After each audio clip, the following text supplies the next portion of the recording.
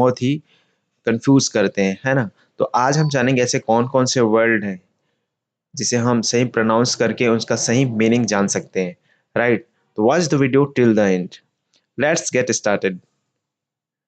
देखिए दोस्तों, सबसे पहला है यहाँ पे देयर, और ये भी देयर है और ये भी देयर है। तीनों का प्रोनाउंसिएशन सेम है, इसको देयर ही प्रोनाउंस किया जाता है, बट तीनों को अलग अलग जगह पर यूज किया जाता है।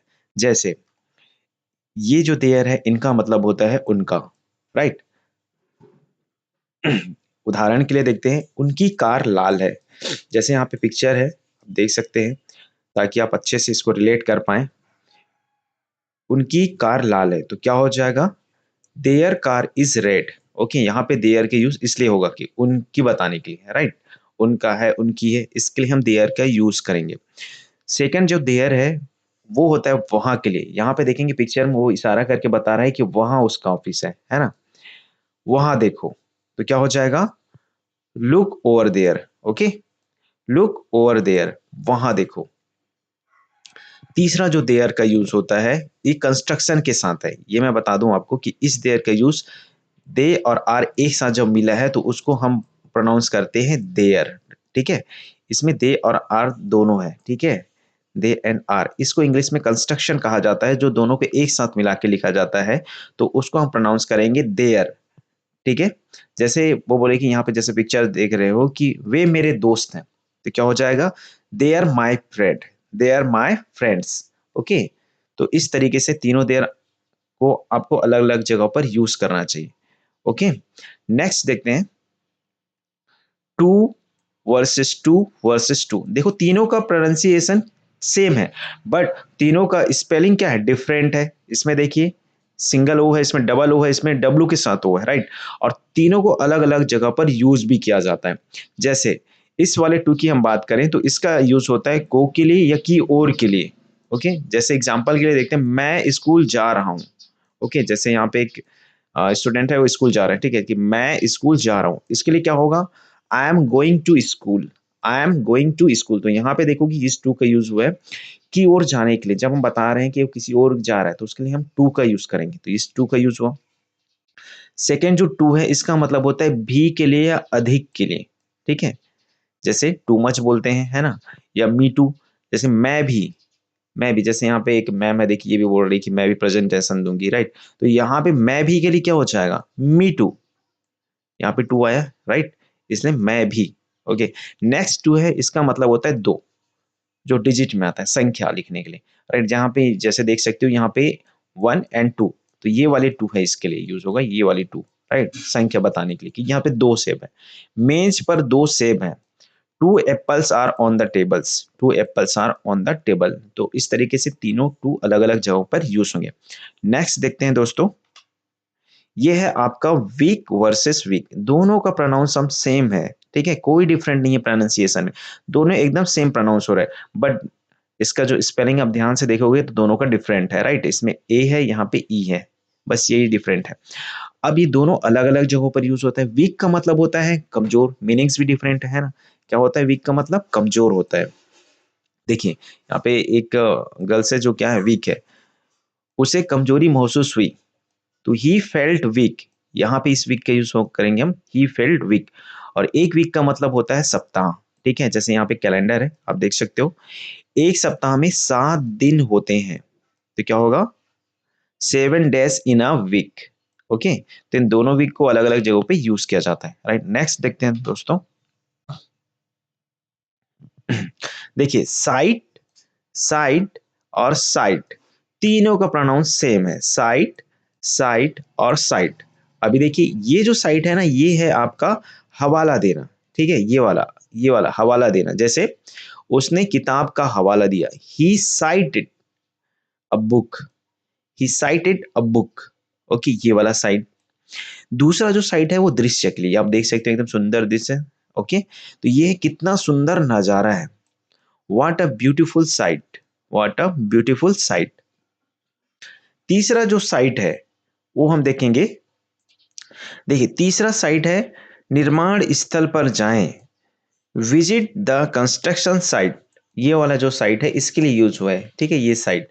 देखिए दोस्तों, तीनों का प्रोनाउंसिएशन सेम है बट स्पेलिंग डिफरेंट है और मीनिंग्स भी तीनों का अलग अलग है। पहले साइट का हवाला देना, दूसरे वाले जो साइट है उसका मतलब दृश्य होता है, तीसरा जो साइट है उसका मतलब होता है जगह। नेक्स्ट देखते हैं।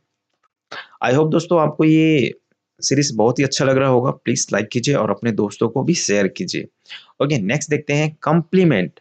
कॉम्प्लीमेंट मीन्स होता है प्रशंसा करना, तारीफ करना। ठीक है, ये कॉम्प्लीमेंट वर्सेस कॉम्प्लीमेंट दोनों का प्रोनाउंसिएशन सेम है। अब एक कॉम्प्लीमेंट का मतलब होता है पूरक। ठीक है, एग्जांपल देखते हैं। जो प्रशंसा वाली कॉम्प्लीमेंट है उसका क्या एग्जांपल है? तुम बहुत अच्छे लग रहे हो। ठीक है, जैसे यहाँ पे देख रहे हो तुम बहुत अच्छे लग रहे हो, तो क्या हो जाएगा? You look great. क्या होगा? You look great. और सेकंड जो कॉम्प्लीमेंट है उसका देखते हैं। नीला रंग सफेद का पूरक है, तो blue complements white. Okay, next देखते हैं दोस्तों। Dessert versus desert. Dessert, okay. अब देखो डिजर्ट क्या होता है? एक डिजर्ट मतलब होता है मिठाई, एक डिजर्ट मिस होता है यहाँ पे रेगिस्तान, और एक डिजर्ट मिस होता है यहाँ पे त्याग देना। तीन डिजर्ट है और तीनों का प्रोनाउंसिएशन सेम है बट तीनों का मीनिंग क्या है? डिफरेंट है। देखिए कैसे। इस डिजर्ट का मतलब होता है मिठाई, डिजर्ट। Okay, dessert. मुझे चॉकलेट मिठाई पसंद है, तो क्या होगा? I love chocolate dessert. Okay, यहाँ पे देखो चॉकलेट वाली डिजर्ट है। अब एक डिजर्ट का मतलब होता है रेगिस्तान। यहाँ पे देखो रेगिस्तान है, ठीक है।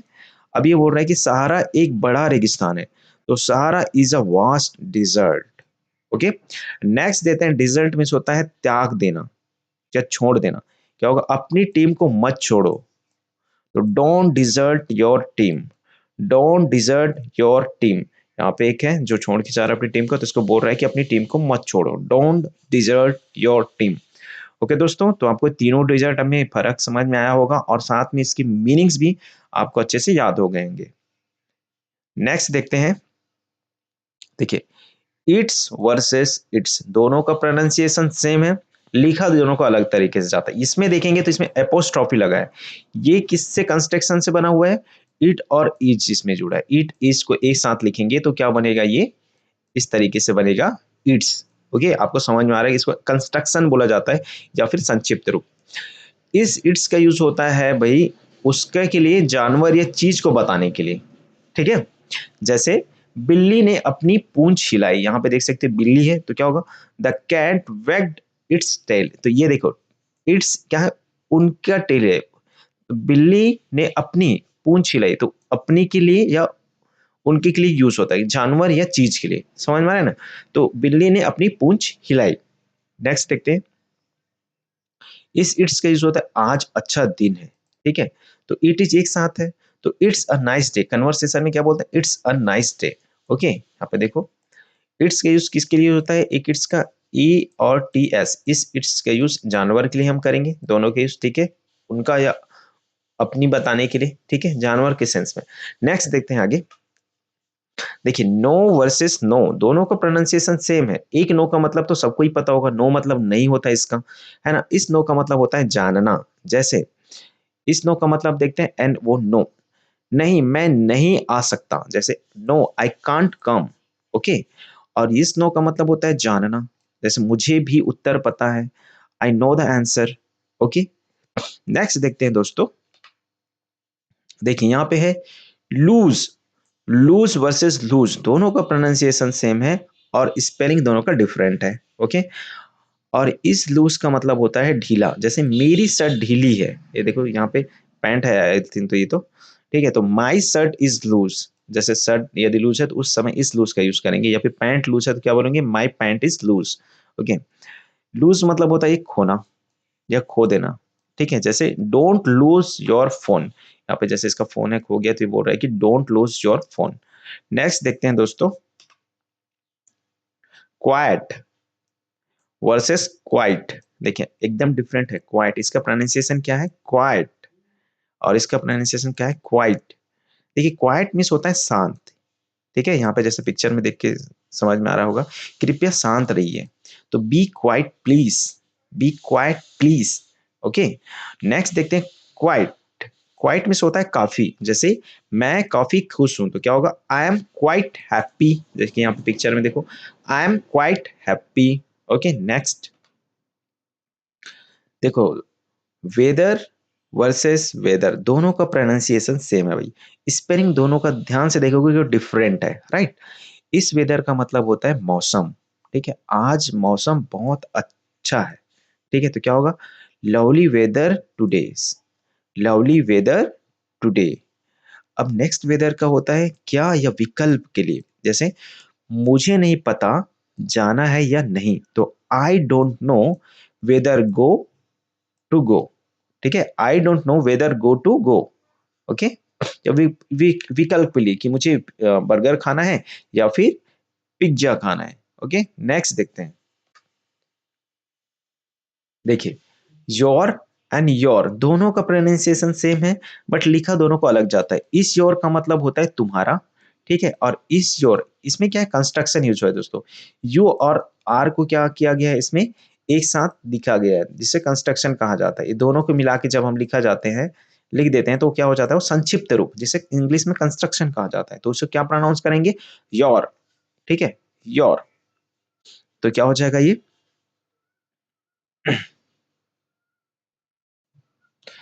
देखिए, ये हो जाएगा आपका, क्या यह तुम्हारी किताब है, is this your book, okay. देखो, नेक्स्ट है आपका, तुम शानदार हो, you are awesome, you are awesome, okay.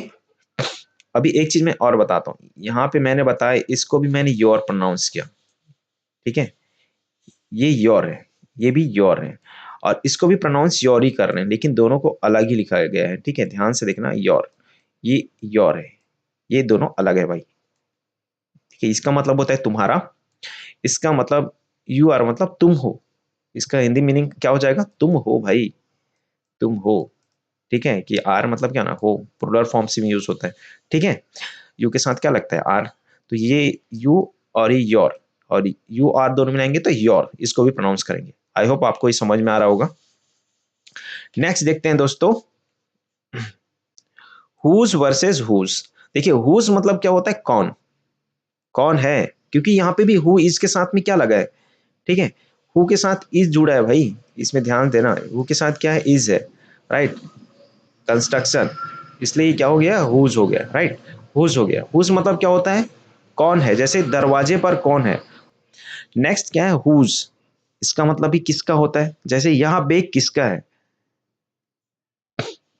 है ना, तो हुज बैग इज दिस, या फिर एक और एग्जांपल है, हुज बर्थडे इज टुडे, आज किसका बर्थडे है। प्रिंसिपल वर्सेस प्रिंसिपल, दोनों का प्रोनाउंसिएशन सेम है, इसको भी प्रिंसिपल प्रोनाउंस किया जाता है और इसको भी प्रिंसिपल प्रोनाउंस किया जाता है, बट स्पेलिंग में लिटिल डिफरेंट है, एक थोड़ा सा डिफरेंट है। आप ध्यान से देखेंगे तो इसमें ई लगा हुआ है, और इसमें ई नहीं लगा हुआ है, बल्कि यहाँ पे ए लगा है, ठीक है। और इस प्रिंसिपल का मतलब होता है प्रधानाचार्य, ठीक है, जैसे प्राचार्य ने भाषण दिया, the principal gave a speech, okay.